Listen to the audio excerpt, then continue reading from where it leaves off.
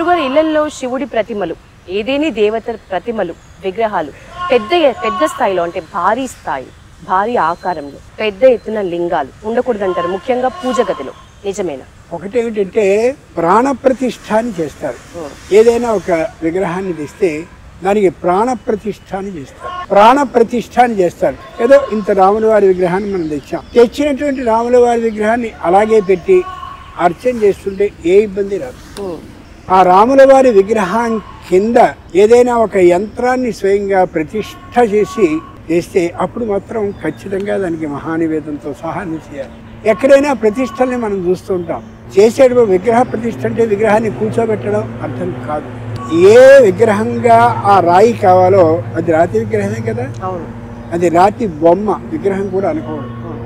ఆ రాతి బొమ్మని చక్కరైనటువంటి ఆ దైవం ఏ దైవమో ఆ దైవానికి సంబంధించిన బీజాక్షరాలని చెక్కబడ్డటువంటి యంత్రం ఏదైతే ఉంటుందో, యంత్రం అంటే మామూలు మనం అనుకునే యంత్రం కాదు, బీజ అక్షర శక్తి ఉన్నటువంటి రాగి రేకుని లేదా బంగారపు రేకుని యంత్రం ఉంటారు.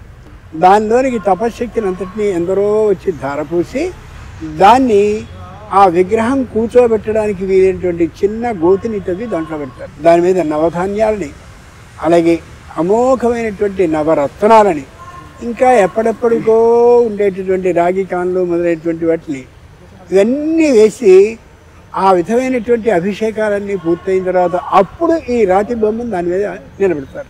ఈ యంత్రంలోని శక్తిని విశేషంగా గ్రహిస్తుంది కాబట్టి అది విగ్రహము అవుతుంది. అప్పటివరకు అది విగ్రహం కాదు, రాతి బొమ్మే.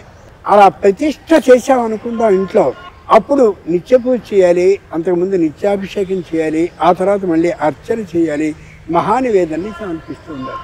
మనం మామూలుగా ఇళ్లలో అంత చెయ్యం కాబట్టి ఎంత ఎత్తు విగ్రహాన్ని తెచ్చుకున్నా సరే తెచ్చుకోవచ్చు.